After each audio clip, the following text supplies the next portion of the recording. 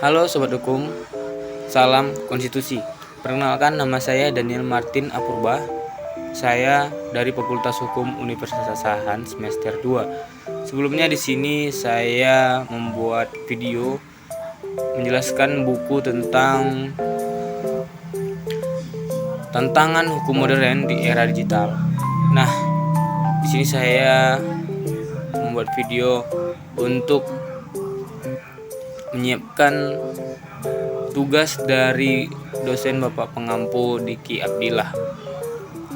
Nah, Sobat Hukum, di dalam buku ini yang berjudul tentang tantangan hukum modern di era digital, yang dimana beliau merupakan dosen dari Fakultas Hukum Universitas Pancabakti Pontianak. Seiring dengan perkembangan ilmu pengetahuan dan teknologi berdampak positif dan negatif bagi kehidupan umat manusia. Begitu pula dengan cyberspace sebagai salah satu kemajuan di bidang teknologi. Tentunya merupakan suatu realitas yang dihadapi oleh legal meta naratif. Dibutuhkan terobosan dan pendekatan yang komprehensif dalam menyikapi ketidakberdayaan legal meta naratif dalam menghadapi tantangan cyberspace.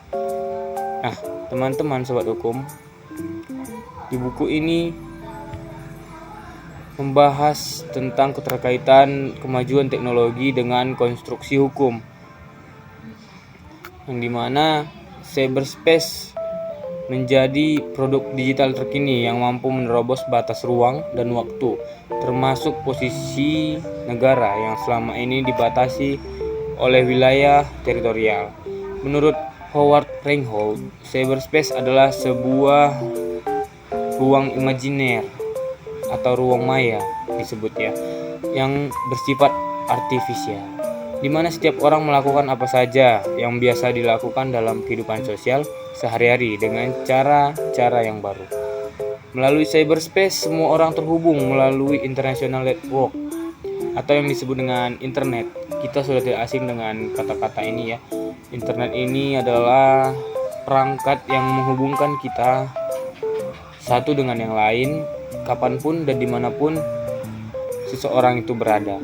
Jadi dengan internet ini dapat saling berinteraksi dengan siapapun, kapanpun, dan dimanapun kita berada. Nah, teman-teman Sobat Hukum, di buku ini mempelajari tentang permasalahan cyberspace ini dengan keterkaitannya dengan konstruksi hukum.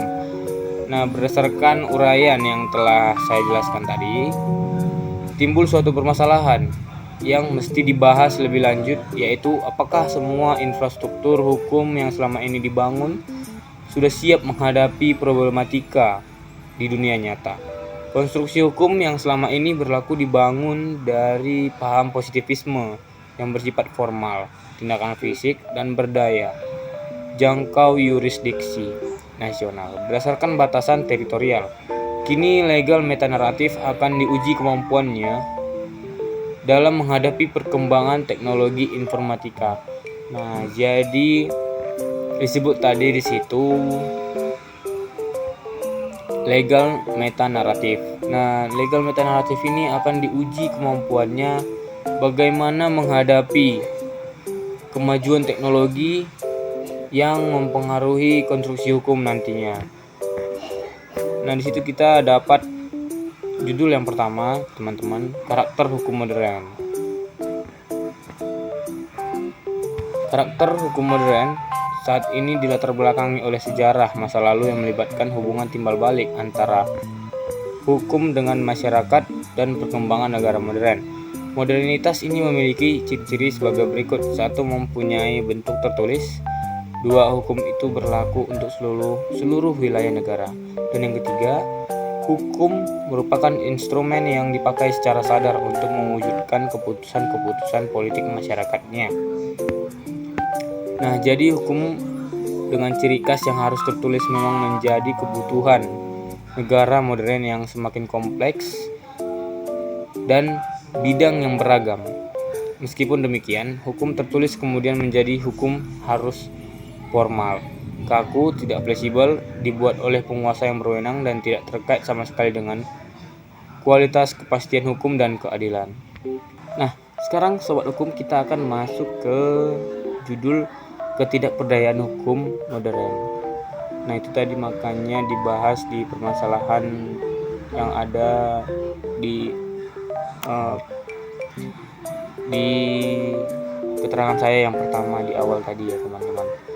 Nah, ketidakberdayaan hukum modern sebagaimana yang telah diungkapkan sebelumnya bahwa hukum yang kini berlaku adalah dilatar belakangi oleh sejarah dan kehidupan sosial di masa lalu, seperti di kawasan Eropa dengan dominasi paradigma positivisme yang melahirkan konsep rule of law.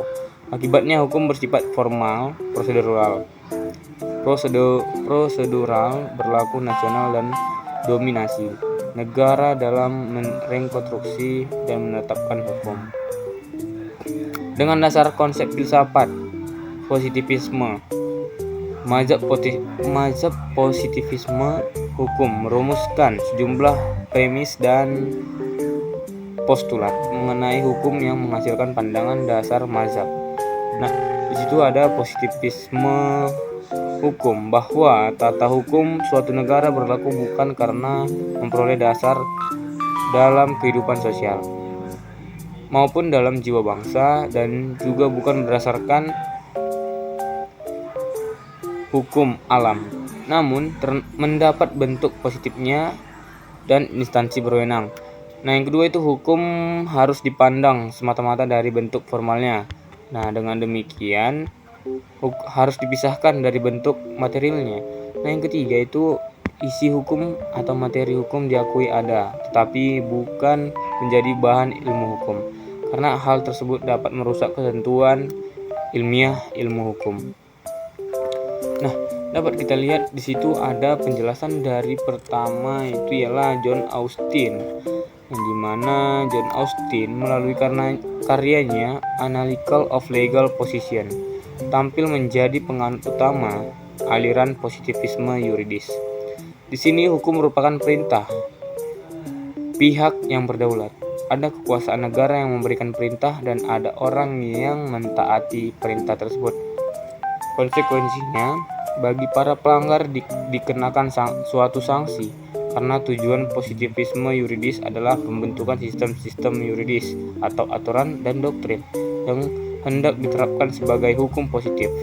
Maka hukum menjadi buah ciptaan para ahli di bidang hukum dan otoritas negara. Peraturan perundang-undangan yang bersumber dari negara menjadi ukuran tunggal legalitas tertib manusia. Lebih jauh, Austin menjelaskan pihak superior itu memaksa orang lain untuk taat. Nah, tadi Austin sudah di situ dijelaskan dari karyanya Austin itu yang berjudul Analytical Legal Position. Nah, sekarang kita masuk ke tokoh lain dari aliran positivisme yuridis adalah Hans Kelsen. Menurutnya, hukum harus dibersihkan dari anasir-anasir yang non-yuridis seperti unsur sosiologis, politis, historis, bahkan etis. Pemikiran inilah yang dikenal dengan teori hukum murni atau René Redzeler. Dari Kelsen, bagi Kelsen, hukum adalah suatu keharusan yang mengatur tingkah laku manusia sebagai makhluk nasional. Nah, sobat hukum, berikutlah tadi penjelasan dari buku Tantangan Hukum Modern di Era Digital. Hukum modern dengan segala doktrinnya sebagai legal metanaratif yang mewarisi hukum di masa lalu, kini tidak berdaya ketika menghadapi arus teknologi informatika yang telah melahirkan cyberspace. Salam konstitusi.